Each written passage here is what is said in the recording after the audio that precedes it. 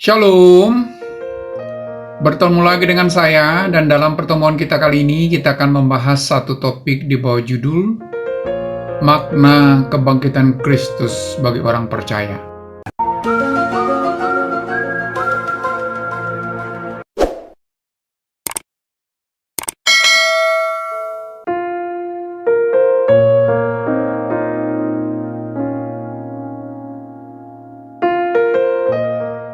Saudara, Paskah atau kebangkitan Tuhan Yesus Kristus sebenarnya merupakan titik balik kehidupan orang Kristen.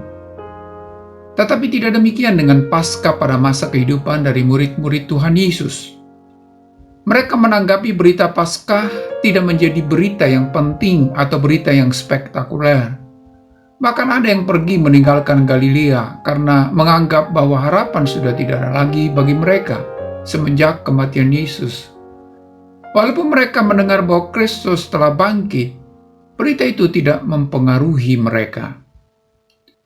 Mereka tenggelam dalam kesedihan dan kebimbangannya, sampai-sampai berita kebangkitan yang seharusnya menjadi berita besar itu tidak mengusik mereka, sehingga kebangkitan Kristus itu tidak berdampak apa-apa. Bagaimana dengan kita? Apakah kita menanggapi berita kebangkitan Kristus itu dengan cara yang sama seperti era para murid Tuhan Yesus? Kalau kita menganggap berita kebangkitan itu bukan berita yang besar atau berita utama dalam kehidupan kita, maka kebangkitan Kristus tidak akan berdampak bagi kita dan hidup kita akan sama seperti era sebelum Kristus bangkit. Hidup di era sebelum Kristus bangkit adalah hidup yang digambarkan oleh murid-murid Yesus, di mana sejak kematian Yesus, mereka menanggung beban yang sangat berat, mengalami keputusasaan, dan hilang harapan. Kecenderungan kita yang masih berada di dalam dunia yang penuh beban dan kesusahan ini tidak jauh berbeda dengan murid-murid Yesus pada saat itu. Lalu sudut pandang yang bagaimanakah yang harus kita miliki dalam menanggapi kebangkitan Kristus, agar hal itu membawa dampak dalam kehidupan kita? Saudara, kebangkitan Kristus menyelesaikan semua masalah manusia. Masalah terbesar dalam kehidupan manusia adalah dosa. Masalah ini berdampak mendatangkan maut bagi manusia. Masalah di luar dosa adalah masalah yang bisa dikategorikan memiliki intensitas yang rendah dalam mempengaruhi masa depan manusia. Kalau masalah terbesar saja bisa diselesaikan lewat kebangkitan Yesus, apalagi masalah yang kadarnya tidak seberat dosa. Tetapi ada kecenderungan tatkala kita diperhadapkan dengan masalah kehidupan, kita lupa bahwa sebenarnya masalah yang ada di hadapan kita sudah diselesaikan bersamaan dengan kebangkitan Yesus. Tetapi karena kita melupakan berita besar kebangkitan Kristus, kita tidak mengambil kemenangan itu. Kita menjadi manusia yang terluka, dendam, pesimis, dan tertati-tati dengan beban kita, seperti era sebelum Kristus bangkit. Dalam Markus pasal 16 ayat yang ketiga berkata, mereka berkata seorang dengan yang lain, siapakah yang akan menggulingkan batu itu bagi kita?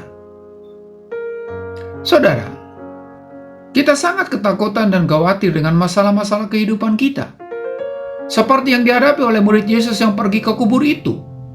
Siapa yang akan menggulingkan batu besar ini? Saudara, kebangkitan Kristus merupakan penyelesaian dosa dan semua masalah manusia. Tetapi masalahnya adalah, sudahkah kita menggenggam erat makna kebangkitan Kristus itu dalam hidup kita? Kalau sudah, beban seberat apapun tidak akan mengaburkan pandangan kita terhadap sesuatu yang sangat besar yang Tuhan telah lakukan bagi kita, yaitu kebangkitannya. Kita tidak akan menghindari masalah, tetapi masalah akan kita hadapi dari dekat dengan kacamata iman, bahwa kemenangan itu sudah ada dalam genggaman kita, dan kita tidak akan meragukan kuasa Tuhan atas masalah-masalah kita. Dalam Markus pasal 16 ayat yang keempat berkata, tetapi ketika mereka melihat dari dekat, tampaklah batu yang memang sangat besar itu sudah terguling. Ternyata apa yang kita khawatirkan itu masalah kita, sebenarnya Tuhan sudah gulingkan lewat kebangkitannya. Saudara, kebangkitan Kristus memberikan harapan dalam kehidupan orang percaya. Dalam Markus pasal yang ke-16 ayat yang ke-6 berkata, "Tetapi orang muda itu berkata kepada mereka, 'Jangan takut, kamu mencari Yesus orang Nazaret yang disalibkan itu. Ia telah bangkit, ia tidak ada di sini. Lihat, inilah tempat mereka membaringkan dia.'" Saudara, jika ada kebangkitan berarti ada kehidupan. Kalau ada kehidupan, otomatis ada harapan. Orang yang benar-benar memiliki kebangkitan Kristus atau orang yang menarik kebangkitan Kristus dalam hidupnya akan menjalani hidup dengan bergairah dan antusias, tidak mengeluh dengan masalah, selalu optimis bahwa kemenangan akan diraih. Hidup merupakan anugerah terbesar dan tak ada bandingnya. Harus dibayar mahal dengan kematian hina di Golgota, di mana Yesus diposisikan sebagai orang terhina karena dosa manusia yang harus ditanggungnya. Harapan akan hidup kekal termasuk menang atas masalah kehidupan terpampang di hadapan kita. Orang yang betul-betul memaknai kebangkitan Kristus sebagai kebangkitan dirinya akan menghadapi hidup ini dengan gagah berani. Tidak akan takut dengan pencobaan seberat apapun. Tidak ada luka, tidak akan ada dendam. Karena Yesus telah bangkit dengan membawa hidup dan harapan untuk hari esok kita. Saudara, kebangkitan Kristus berimplikasi kepada satu tanggung jawab untuk memberitakan Injil. Dalam Markus pasal yang ke-16 ayat yang ke-7 berkata, "Tetapi sekarang pergilah, katakanlah kepada murid-muridnya dan kepada Petrus yang mendahului kamu ke Galilea. Di sana kamu akan melihat dia seperti yang sudah dikatakannya kepadamu." Saudara, kata pergi adalah kata kerja aktif yang menunjukkan suatu tindakan. Kata ini mengandung makna sebuah perintah yang harus dilakukan dan harus dipertanggungjawabkan. Tujuan Tuhan datang ke dunia ini untuk memerdekakan manusia dari dosa. Tuhan tidak menghendaki hanya beberapa atau sebagian dari manusia di dunia selamat, tetapi keselamatan yang disediakannya berlaku untuk semua orang yang mau percaya dan menerima Tuhan Yesus sebagai juru selamatnya.